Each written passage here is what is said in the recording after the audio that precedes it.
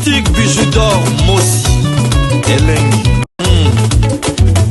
Boutique bijoux d'or Mossi. Voilà, couleur riche.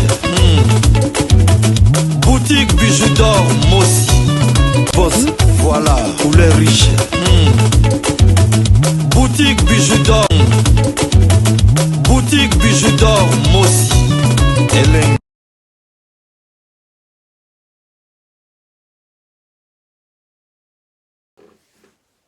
Bonsoir, bonsoir, bonjour na mutu nyonso oya kozwa occasion ya kolanda émission nga na mkola lelo ngande kola bino ya mwasi na kombo ya Bijou d'Or. Lelo mama Bijou d'Or na ye kaka tomeka kosolola ndeko na biso moko ya mwasi na mboka ya Allemagne awa abengi ngai alobi mama Bijou mekana nu kotalisa batu o mekana nu kosolola na tina ya vinanga depuis na botama nazalaka na bakomba nazalaka na bakomba nazalaka lango mama Bijou euta musika te eutaka kaka na famille oyo o mokili présentanga ke eza famille nanga mama Bijou ngala koma kokota famille wana doute parce que na famille wana o mokili présentanga bango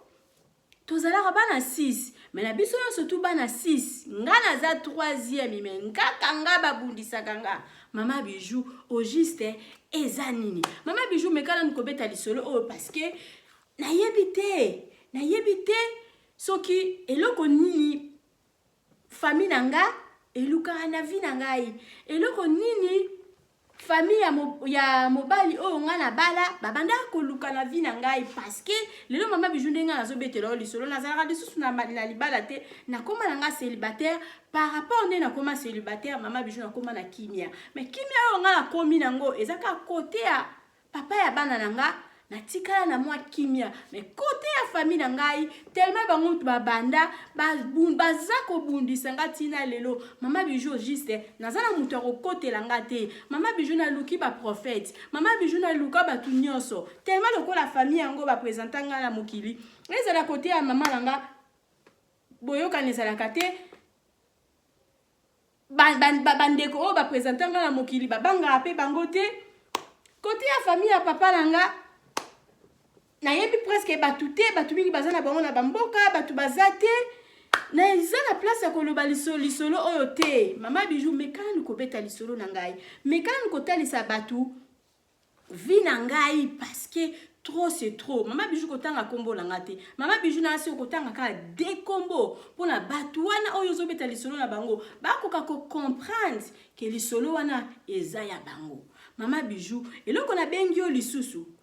parmi na famille o mokili présentanga wana tobotama 6 mais papa na biso abotaka bana ebele papa na biso abotaka bana ebele mais biso na libumu ya mama o soi-disant o mokili présentanga ye toza 6 nga naza 3e mais mama Bijou eloko na bengi yo penza obeta lisolo oyo ngalobi nakutanaki na mwana moko oya mama oyo mokili présentanga ye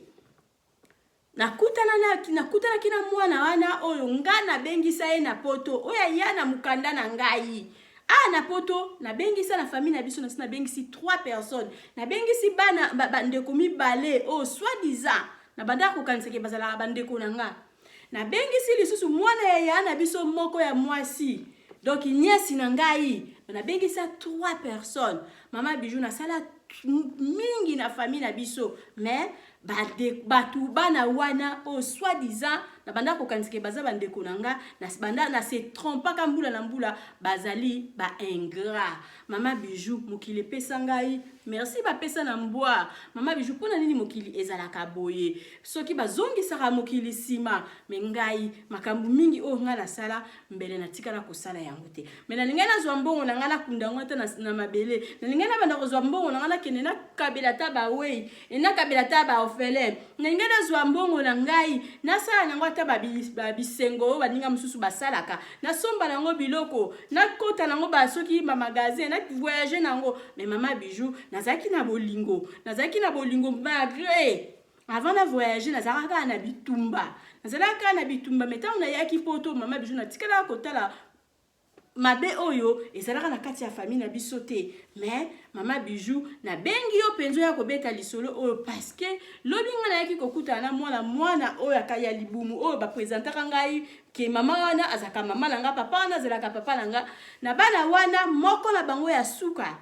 nde toyaki kokuta na nga na ye mwana wana mikolo oyo auti kosalela nga ba Facebook alokuta auti kofinga nga mama Bijou na kobetela o nyonso nakotika eloko te yango wana bandeko nanga. Je pense que bo comprendre ndeko na biso ya mwasi azolela avanza na mboka Allemagne alobi ke azo comprendre te au juste famille ba présenter ye ya botama na famille wana mais abotama la famille wana liboso bandaye komona te mais siko penza akoma komona ke différence ezala mama o ba présenter ke mama na ye akoma ko akabola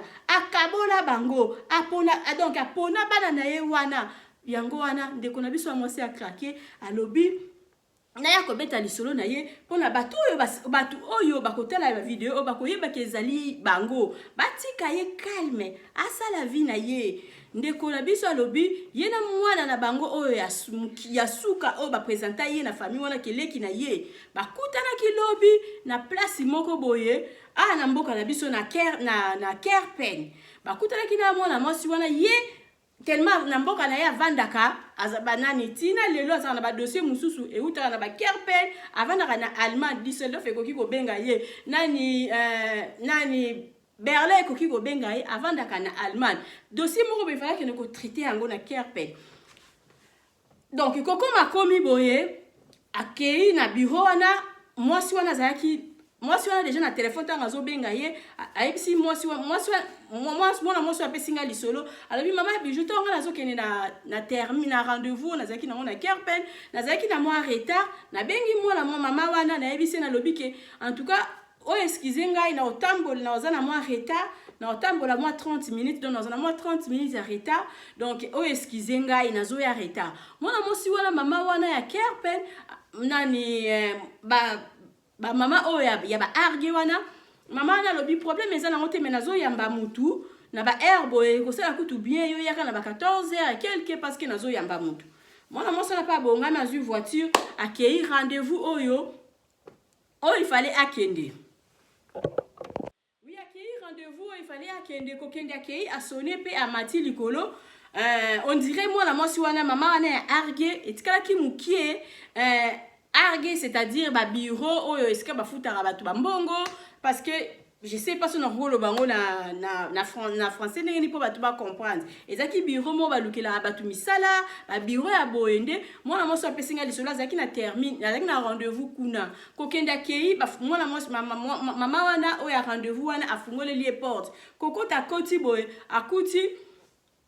esika mama wana yamba batu porte ezalaki polele mama wana azaki na mwana mwasi mo batelemaki liboso na ye tant mama wana azaki na mwana mwasi mo batelemaki liboso na ye tant atali boy ayeko reconnaître elongi wana ki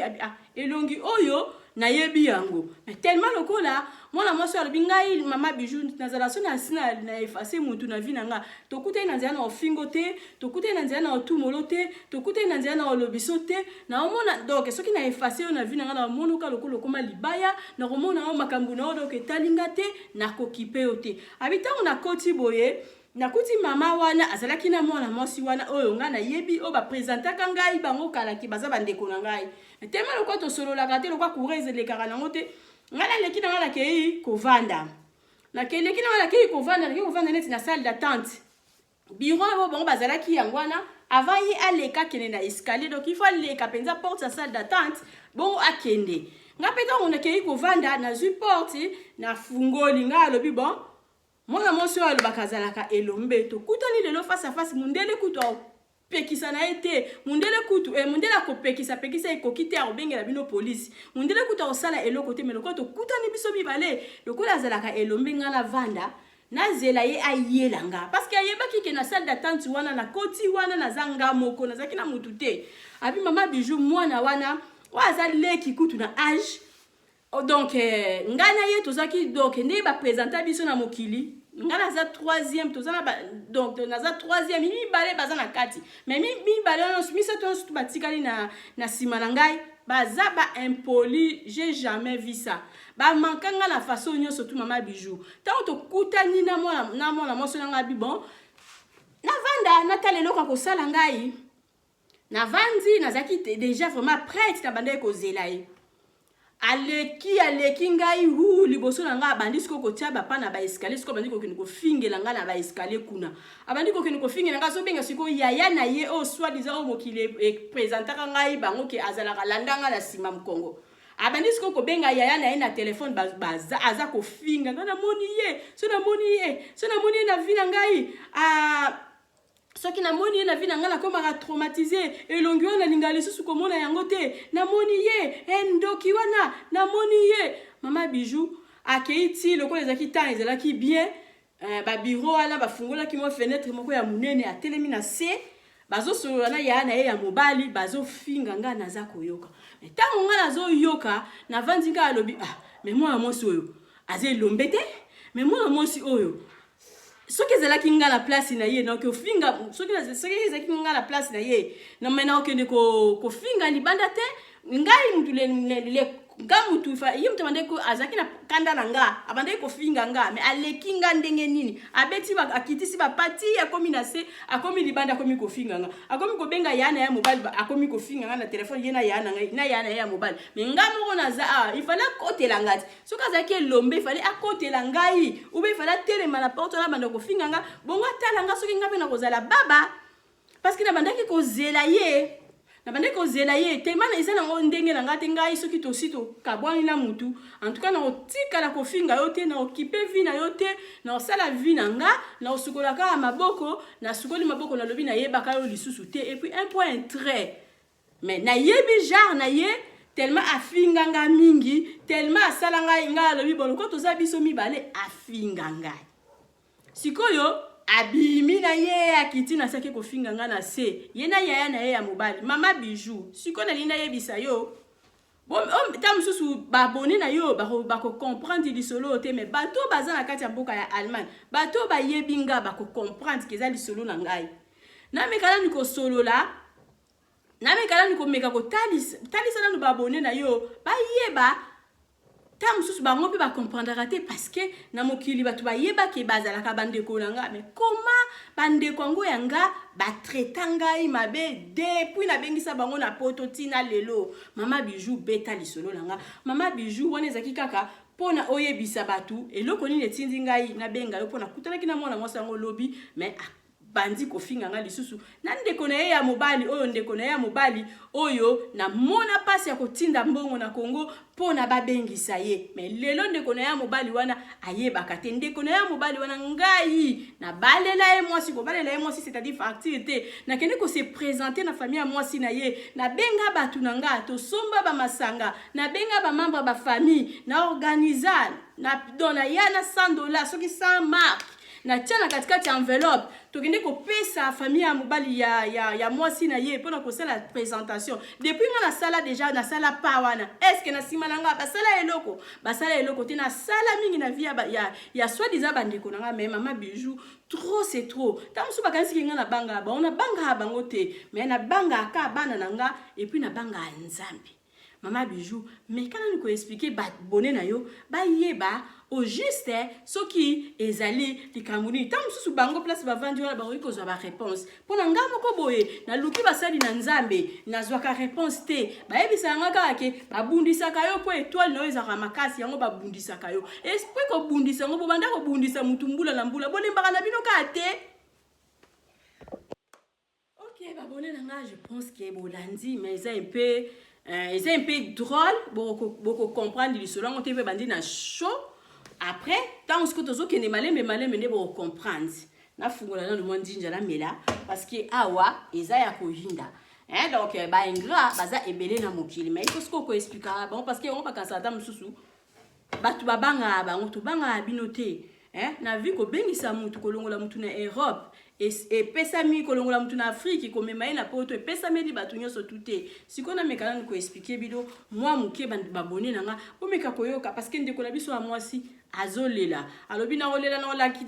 nakolela nakotangisa mai na misu te parce que nayebi ke naza molongi parce que nayebi ke nga na problème na bango te bango nde bana problème nanga mais ça me fait mal parce que non trop c'est trop bandeko nanga ndeko mwasi alobi boye alobi ye abala mwana mukie ye abalaka mwana mukie mais azalaka vraiment kitoko ya makasi azalaka kitoko ya makasi abande kokola mulai te mukuse te nzoto etonda nzoto ya bien azalaka kitoko ya makasi ava kutana na mobali oyo abalaka ye oyo babota na ye bana oyo abengisaka ye na poto ayaki komona homme d'affaires moko boye azalaka na mbongo ebele homme d'affaires wana azalaki na mbongo ebele homme d'affaires wana azalaka na mwasi na ye homme d'affaires wana aproposaka servo apesinga lisolo libala alobi na kobala yo deuxième femme nanga na kobala yo officier na osalela yo tout na osombelo bandako bandotambola na bavoiture nyonso sikoyo tellement lokola servo apesinga lisolo abi mama bijou ngala bandai kotala ekai ezalaki vraiment makasi malgré mobali abalaki nga o nga na botela ebana ye pa lekaki nga na ba age belé mais c'était pas ezaki ndenge moko na papa wana te papa wana azaki na mwasi na ye azalaki na bana na ye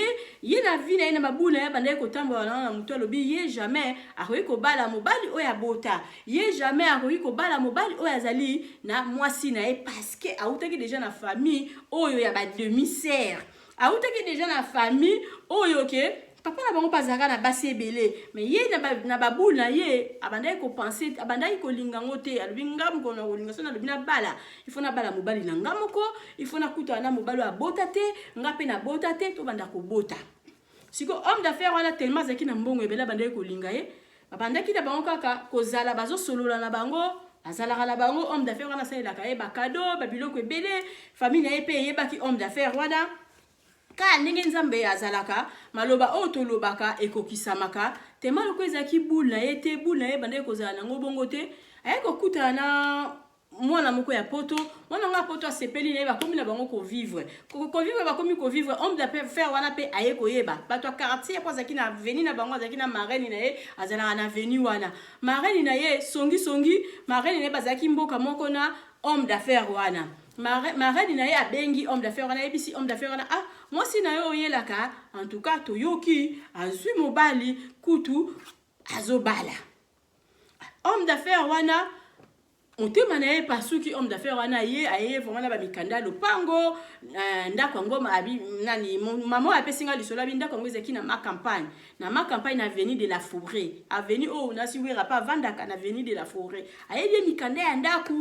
alebisi alobi vraiment boya mobali oyo zwie na poto ngala azopesa yo ndako naza kobala yo boye na boye. Bah, après, moi,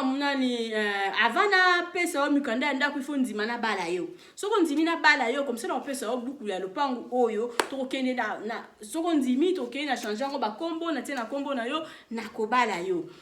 Sikoyo mwana mwasi abi na kola na zaki mwana mukime na zaki na esprit. Na zwi lisolo wana na beteli batu balobi non nzima na yo libala mobala poto azana escro ta mususu kuta kobala na ye yo te nzima na yo bona bwe lokwa papa ngo azaki na mbongo mais mwana mwasi na lobi waya o nzima baba bala yo zwa mukanda na yo soko ko boye après mwana mwasi na komi ko répondre bato abina boyi ba makala moto likolo na ngai ngana nzima na zwa ndaku na ye après ta on a ko voyager bongo ekoma ke oh soki alobelinga mabe ekozwanga parce que na abalaki ngai soki alobelinga mabe ekozwanga parce que na ezwimbo buko lopango na ngana kozwa te en tout cas bandeko nanga boyaki boko bona bando sauter yango ka parce que lisolo ekoya kozala mulai mingi mwana mwasi apesinga lisolo ava bakuta na mobali na yo abenga kaye na poto azalaka na mutu moko mutonga zaka na mbongo ebele bambongo oyo abandaye kopesa pesa ye na mayele mwana mwasi wana ayaki kosomba ndako asomi ndaku na bandal asomi ndaku na ye na bandal ba kote ya mama ya makelele avenir abi ndenge mwana mwasi na expliquer nga lobi mama bijou soko zo keneti na ozo keneti na nini ozokende neti na Kitambo avenu ekitaka boye ok hôpital ya Kitambo sikona bandako ya babandali ezalaka bamipanzi kuna ndako yango ezalaka wana ndako ya coin abi ndako ya coin na somba ndako nanga papa ya mwana moso apesinga lisolo kuta azalaka na voyage moko koya yeboye mwana na ye ayebisi alobi ke papa na somba ki lopango papa na ye asepeli alobi oza mwana mayele boyende ezalaka parce que maman na bango banda kopesa ye conseil alobi vraiment bima la vie ya babilamba parce que natango wana natango na bango bande kozana ba bijoux ebele ye moko kombo na ye pe kaka elandana na ba diamant kuna abande kozana ba bijoux ebele amande kola taka ba super mwana mukela taka ba super en tout cas après ba conseil ba mikolo ayokaki aye kosomba ndaku na ye kosomba sombi ndaku na ye après kosala ke aye pe kofungolisa lisusu nani aye pe kofungola lisusu boutique moko boye ezalaki restaurant ezalaka terrasse restaurant friture abandaka na salon de coiffure akoki salon de coiffure tatiki restaurant friture na mwa bar atongi ndaku na ndako ya papa na bango asengi papa na bango permission papa na bango alobi kotonga liboso na ndaku na ngai te kende kotonga kuna na suka na peso kuna na suka atonga ndaku na yo abina atongi ndamnini na tongi boutique na ngai wana ezaki kutu boutique te na tongi terrasse na ngai wana na friture terrasse wana bana bandali bayebi yango esalaka succès ya kosakana te siko na biloko wana na sali terrasse na ngai kuna nga moko kutu na teka aye moko kutu alobi mama bijou nga na teka te nazwa cousin na ngai moko na tia wana cousin na ngai tekaka après na keminga pe na ndeko ke na ngai pe ba classe donc tellement vu au bandika mona muke boye baba mbongo ekomi komona na ebele ekomi kosala nga mwa loyenge classe bakoti senga na papa na biso tema bande kolinga kana tanga kana bandal na déplacer te na kendeke musika te na zala kana bandal nga moto na bandiko kola puna longo wana koti na ebes na komi mwa boye loyenge parce que na bande komona mbongo kosala ke na komi na nani na komi na nini nanga na salaki wana terrasse nanga efulami bandali mobimbe yebi donc tozo teka par jour faut teka kama ba 15 kazi ya masanga terrasse penze efulami donc vi penza mbongo mwana muke me mbongo côté pe tatana pazo sopela mbongo après sikota ngaki komona ke yemo ka sa vandisi makambu na akomi ko suta tata wana alingi na ye lisusu te aboyi na ye ba mura ya intérêt alobi nga siko fina sala novi na nga normal na zui na nga mobali oya kobala ngai na lingi lisusu te ayeke ko kata relation na tata wana ayeke sala ke jour na ye ya ko voyager ekomi alinga voyager abengi bavandi mukolo mususu yena papa na bango azui buku na ye ya lopango ya ndako asomba na bandal alobi papa ngayo nazokende en tout cas ndako na ngai yango yo simela nga buku na ngai lopango wana ba idea ya kibomo na muke simela nga buku na ngai lopango yango yo ngai na voyager terrasse na ngai na tiki en tout cas botika ko continuer yo na cousin na ngai botika ko continuer cousin na ngai soko teki mbongo ayaka kopesa kayo yo o géraka ye papa na bango passé pele mona ngo penza bonne chose parce que place ngo bande ko kotisa mbongo mwana wana magato atongaki ndako ya munene yaki na deux portes et pas ya papa na bango asombaki ndako na ye na bandal na mbongo na ye famille teki ata 1 na bandal mwana mwasi wana aye na ye libala ka via poto ndenge ezalaka bali na ye avandi na ye kosala ke mukolo mususu amekana nikosolola na papa na bango alobi place wana osombaki yango ezalaki na elanga na mbula bato bazodinda bakote wana babiloko ndenge wana ayebisi papa na bango soki bongo luka mutu asomba yango abi mama bijou tango yozobeta lisolo tanga kombo ya swana bazali na yebite kutu alobi mama bijou tuna bango soki swana kufa te baluka swana za vivant akoyebisa bango ke na vanda na ndako ya mwana mwasi oyo panda bambule ebele na bandani avant voyage akende poto ndako na sombaka ngo ye moko azwi atie papa wana na kombo ya swana na kati ya ndako wana papa na bango na telefone ayebisi alobi wi to nazoteka ndako wana comme ça na ozwa mbongo na obombela yo okotinda mbongo to osomba ndako esika mususu papa wana ateki ndako na ye koteka papa wana ateki ndako na ye soko tunie mbongo ezali otunie mbongo ezali ba periode mususu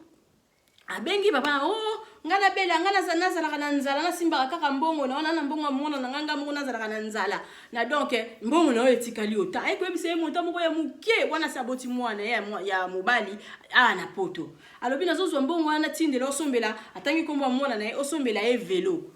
mwana na alobi papa soki bongo kutulia na mbongo wana mbongo muke bengana kosala nango nino tekinda kunanga olie mbongo wana ote na liembongo te na yebika neni ngana kozongisa ngo lisola papa na mwana bande ko coopérer bien na papa na bango papa bango azaki très bien cool bato malamu ba umela te na mokili ayebisi papa problème ezala ngo te papa continue ngo na nga papa ngambongo ndaku na ngai mais tellement lokola mwana ngo pazaki fana ya papa na ye makasi abomela papa na ye moto ko sala ke mwana ngo atonga lisusu ndaku na epa ya ndaku siko papa na ye esali ke papa na bango alinga teka mwa parti ya ndaku alinga teka mwa parti ya ndaku na ye ayeko pona nini ka place mwana wana atonga ndaku na ye ateki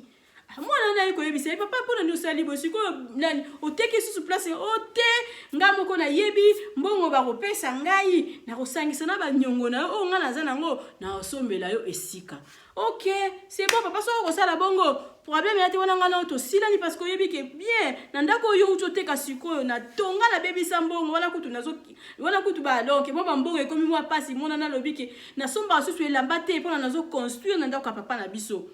na koma ki mwa mayele mutu ebandi kosala na bito ifana sala place na ngai na zoka mbongo nga moko par rapport na dépendant na mutu mayele mona mozo de bandara ebanda kala alobi na tonganda ko na komi na babilamba na nga mususu ba super ba bijou na zo teka pona tonganda ko papa teki yango papa na bango alobi oui loka na teki yango na longola moi quelque chose à mukie na sombela yo ndako bi ok soki bongo sala bongo papa na bango na reconnaissance ki aliaka mbongo mona na ye ya ndaku a bandali ya mobimba ya coin soit naza vivant abi bo Lucas swada comme ça soit na koyebisa bino et puis boyebi ndenge zana boyebi soit nazali puis mama na bango azali donc bo vérifier ba koyebisa bino lisolo bijou ngala zoko beta oui moi si wana lobby en tout cas bazali na yebisa na komisa message ke bandeko o ba présenter ye ke bazaka bandeko na ye ba mekana nukozonga sima ba luka mutu moko na kombo ya swana ba mekana nukozonga sima ba kene kotuna mama oya boti bango abetela bango histoire wana ko sala ke papa na bango ateki ndaku wana na reconnaissance lokwa liaki mbongo ya mwana na ye ya ndaku na mwana na ya uti kotonga ndaku epa na ndaku na ye ateki yango alobi bon tikala bimisa mbongo na somba mbongo wana na tango akalezaki $4000 ezala $4000 banda kwa bandali ya banda kwa bandali ezaki na ba 18000 ya teki apesi mwana na ye $4000 na $4000 akiko sombela mwana na ye kati donc ndaku ya kwe boye papa wana teka ndaku na soki na 4 parties akiko sombela mwana na ye mwa ndambo ya mabele moko ya mukie osombaki osombela mwana na ye ndambo ya mabele moko ya mukie ayebisi mwana na ye ona sombela mo ndambo ya mabele oyo bola boye mwana ngo tellement zaki na ye mwana moko ya compliqué papa na bango te alobi papa en tout cas merci mwana mama wa pesinga lisola lobi mama bijou na ndaku wana temezaki ndaku mo ya kata ya mukie kata ya 2 parties te mais kokoza la kata ya 4 parties basomba yango na $4000 na zui on a bi photo kabola bak to kabola na tata ya katelinga ndaku wana ndaku pe ya coin zaki na coin peza na Prince Kasavubu na bon abi mama apesinga lisola lobi mama bijou na zui na clôturer ndako yango bien na tongi ka mwa de annexe na liboso nga lobi ndako yo na yebi na ngelo ko na osala nango te na tiaka ba congélateur na kati na to tiaka ba paillote to bando koteka na biso ka masanga parce que idée na ye donc via mwana mwasi apesinga lisola ezali ka commerce alors to teka na biso ka ata mususu na luka mutasala malewa wana to teka mwana mwasi alobi na azui yaya na ye ya landa ye alobi kende kovanda kuna yo na mwasi na yo botekaka masanga zui gérant na ye pache wana me yo vandaka kuna mwasi na wasala mwa basala ba malewa ba nini to débrouiller ko sala ke ataki ya na ye azui mwasi na ye ko mikolamba ba yebiseke ka mikolo surtout biloko epoli masanga to tekaka te soki abengi gérant na ye garçon mo bade ko bande ko coopérer na ya pa ya na ye wana garçon alobi batika ye moko amelaka bamasanga wana boye na boye bazoteka boye mwasi ayaki na babijou te mwasi akomi na babijou sikoyo mwasi apesinga lisolo avandi abi a comprendre tabi ben mokileze na okama benga na tie bango na kati ndako po bateka bus ngai pe na bénéficier bango pe ba bénéficier mais bango quand ba komi ko bénéficier moi na mwasi apesinga lisolo abi mama bijou na zui ba commissionnaire na bengi bango à partir ya poto na bengi ba commissionnaire na nazalaka na bango bandakala na lobi boyebi ndako na mamo ya pense ka savu buona OK to yebi bisoko tumtoto edaka papa pa somba yango OK boyebi yango na tango na vente o bijou tango na vente ndenge zana une semaine ezebele ezokende siko lobi photo banda déjà ba opération ngabi lobi bo banda ba opération problème na te na tango na vente et ko sala ke na ndenge zaki mabele ya pamba na ndenge na clôturaki na ndenge na tongaki mwa denda kuna sim liboso na pesi yango lisusu poa o batu musu bazala ka asombia bongisi ateki asombia bongisi ateki na pesi yango lisusu poa ndako basombaki yango na $4000 ngala yaki koteka ngo na si je me trompe pas alobi mama bijou na yaki koteka ndako wana si je me trompe pas la teka ki ngata na ba 20000 parce que et ça la ki rumeli lisusu et umeli lisusu et betaki lisusu ki ba 2 ans ba 3 ans na ndenge na yaki kotonga yango na teka kango mama moso betelinga lisusu mama bijou na teka yango na ba prix wana so na bosanité et ko sala ki ba commissionnaire lobi ba koti ta ba commissionnaire ba koti boye yana bango azaki sipui avandi boye avandi ko benga bino bo lukanini nga bundisa siko ba commissionnaire wana ba commissionnaire ba biso to ya mukolo nda kumta tindi biso benga ye ba benga mukolo nda kuwana yana bango bengi leki na lobi c'est vrai ngam na tindi bango yoza fo yozo teka ndako na bo yebisanga te bola ngabite na teki na oteka ngo parce que na poto naza déjà na quelque chose na lingi na sangisa ngo pona somba ndako ya mobimba OK ce qui bon problème ezala ngotenga na kolia ka ba commission ngabi oui bokolia ka ba commission to teka ndako wana ndako wana tango ba mutu akosomba monani mwana mwasi la apesinga lisolo bi mama bijou wana nazaki na bébé na maboko moya kokende Congo wana ezalaki te na confier papa ya bana na nga na lobi kende parce que soko tiki bongo mbongo na ngai ya tout oyo ekomona na te yo kende bato ba ye kosomba ndako ba pesa mbongo na maboko na yo confier papa ya bana na akiti na ki papa ya bana na kokita kiti na ki kiti na ki ko sala ke oui mutu ango pe mwana azaki pe mwana mwasi soki ya député asomi ndako wana papa bana na pasali ba séjour na ye papa jour ekendegete papa bana na kutu bima na mbongo famille bandi ko tia papa ya bana na wana trouble mais tellement ayebaki déjà neni ya mama ya bana na ye ayebaki déjà posa ya mama bana na ye alinga ko décevoir mama ya bana na ye tabi mbongo ngana okindi nango et puis bimaki nango ko bimi nango suka mbongo wana kozonga poto kozonga mbongo wana kozonga poto mwana moso temazaka mosi ya mai abi mutu apesinga lisolo abi temana zaki na mayele na nga ya kobotama batango na yaka pe poto na bande ko sala pe ba folie te na bande ko beta ba misala nga ba 2 heures nazo sangisa mone komi moi 4 heures nazo sala balikele mbala ngai nazo kangisa bambongo na kangisa chaque mona kangisi penza moi 1000 chaque mona kangisi po moi 1000 na kangisa nazo kangisa mbongo nazo ki mukie na vimbisi yango mbongo ekomi ebele abina vimbisi mbongo ekomi ebele to mbongo ekomi ba 45000 na botisi mbongo to mbongo ekomi lisusu ebele nga abi bon siko ngamo nazo kita na kene kosomba lopango abi na kiti na kei kosomba lopango na sobi lopango mama na beteli bino nyoso to na boye boluka bino babone na nga peut-être botala tam susu ba conflit et uta partir ya wana te ngam abi mama bijou ngamo na comprendre kate conflit et uti wapi tam susu ko na vrai dire tam susu bango ba okiozala na moi kanda quelque part mais ba zoga sima ba mona place mbongo wana e uta mbongo wana e uta wapi ndako eteka maka ya mona moso apesinga lisolo bezaki ya kokata te ba kosela mowe likambute na kosela na butu na la mukate ndako wana o eteka maki yo ezaki na bandalu wana ezalaki ndako ya mubimba bayaki kosombela e demi quart basombela na mayele la ye moko abotisa kimbongo wana matisa ki onkomisa ko tina ba 45000 aki kosomba ndako mususu bongo siko problème nini ezali wana ezali ya liboso onga la vendre na loba bita mususu bana oyo bakanisaka ke biloko wana ta mususu ezali ya mama na bango ou beza ya papa na bango parce que makambo ezebele tozo ya malembe Et comme ça là que moi la moi na somba na enda et qui comme injure et comme injure public oh mutu papa mutu asala yo oh asala moi ce que papa asali mwana na ye si papa asali mwana na c'est normal et ça papa mususu na maman mususu ko bota ba lebelo ponika oyo kotikela héritage ça se fait si papa asali mwana na ye ya bino nini soki mama asali mwana na ye ya bino nini mutu amtabota mara na chance na ye mais busiko boteli ba parcours et sika mbongwane utaki na ndenge mbongwane zokende na ndenge mbongwane mati na ndenge mbongwane bimisi nini oh lelo conflit koma ya makasi donc malgré moi na moso na sala mingi na vie na bango ba yeba bola maman na moso wana te mama bijou na pesio déjà première position so nazo lo bebete mno lisolo nazo tia neti nga parce que pour d'abord comprendre yango malamu mais ça lisolo ba pesinga moi na moso wana ayeko sala ke asombinda kuna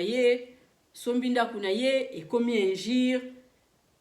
moi ba rancune ekomi injure muke papa mutu asala yo injure muke mama mutu asala yo moi je sais pas ce qui injure wana bino botala nga ba to mayele ce qui penza eza injure na ba ndenge na beteli no lisolo place mbongo ewuta na ndenge koma na ndenge mwana moso na zana ndako na ye na bandali papa na ye atekaka yango na ndenge mwana moso na zwa ndako mbongo na ye bela tonga na lopango papa na ye teki parti wana papa na ye na reconnaissance wana ko kanisa ke na liambo mwana na nga magalo bate nazongisela ye ndambo et puis ya bino nini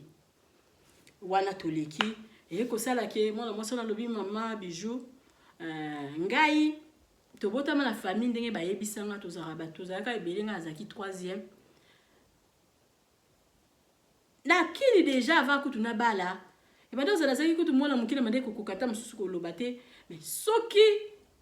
batu batele bakaka bana mama nanga soki batele melinga soki bandi ko finga nga avenir etondi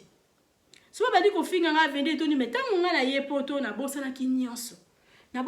nga biwo après tout ba bande ko nga na teki ngo kutu na mutema te na bosana ki na ye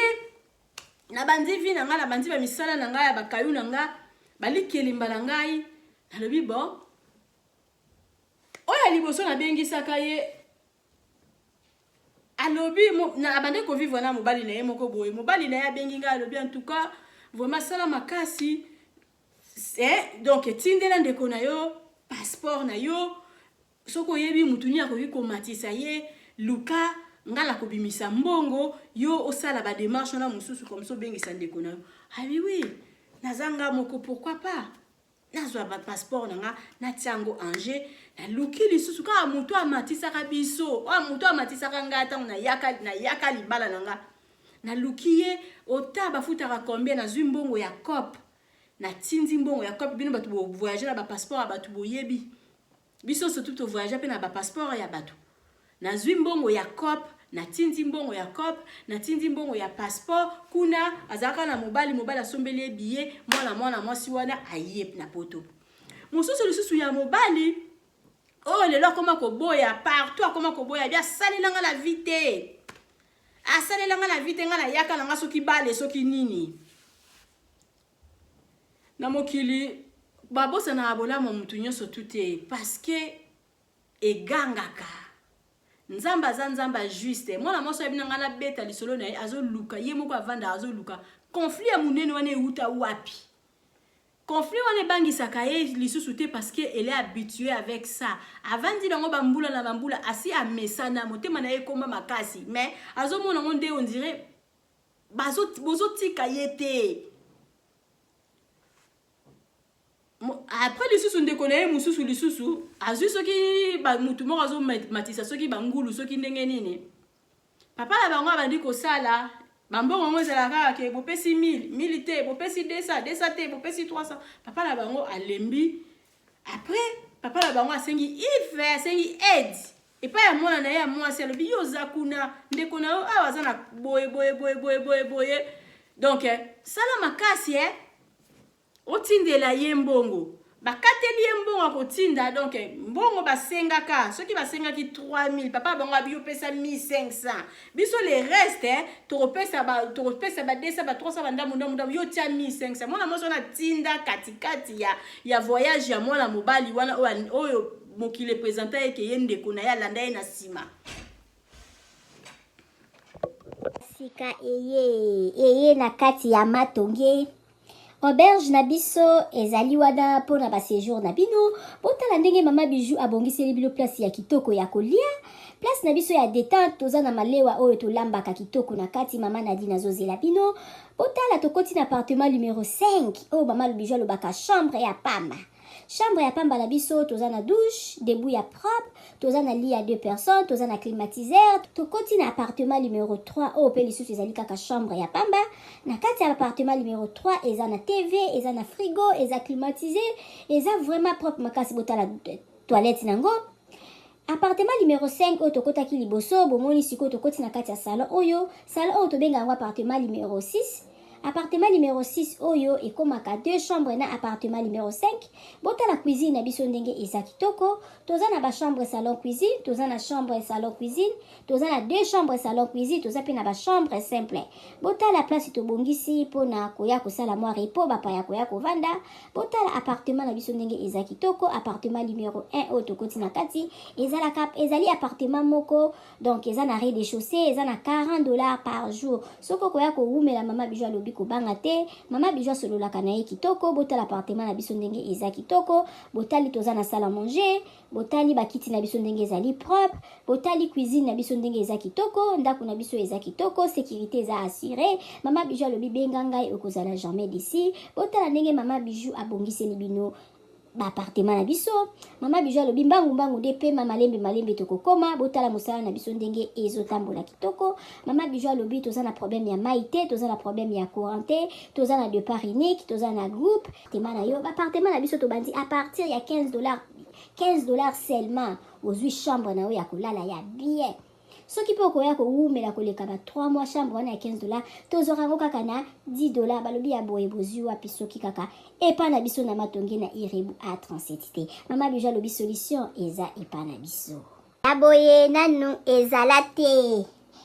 Tosaleli bino boutique na kati ya auberge. Mama Bijou alobi asali boutique na ye na kati ya auberge. Okoki kozala na posa ya komela vin, okozwa vin na kati. Obosalaki mwa dodora na yo na poto, okomona dodora na yo na kati ya auberge na biso. Mama Bijou alobi obosanaki kado kobanga na yo te. Mama Bijou azweli bino solution na kati ya auberge na biso oyo eza na matonge na Irebu A37. Botala ba ombia, botala ba savon ya ombia ya mbuma, ya ombia ya mai. Botala mama Bijou atie ba maquillage na tie ba anti-age. Mama Bijou alobi kobongisa loposo eza place mosusu te kaka na matonge na Irebu A37. Olingi osombela mutu mwa montre ya kopesa mutu kado okozwa na kati ya auberge na biso na boutique na biso oyo eza na matonge na Irebu A37. Mama Bijou alobi biso nde makambo. Tala toza na ba maquillage, toza na ba dentifrice, okoki kobosa na dentifrice na poto okozwa epa na biso. Biso tozali na ba papier mouchoir oyo ya original euti en direct na Allemagne. Botala toza même na ba bande hygiénique. Mama Bijou alobi boutique na biso nde makambo. Boutique na biso eza na matonge na Irebu A37. Okoki kobosa na yo chargeur na yo na poto kobanga na yo te. Mama Bijou atie tina ba chargeur pona ko charger téléphone. Mama Bijou akanisi bino na nyonso. Toza na ba coton-tige, toza na nyonso na nyonso. Okoki kobosa na eloko na poto kobanga te. Kaka place okolala, place okosomba biloko. Epa na biso totekaka pirate te. Botala biloko na biso ndenge eza kitoko. Ozala posa kosala mutu kado yo za na poto. Contactez Mama Bijou na numéro 1.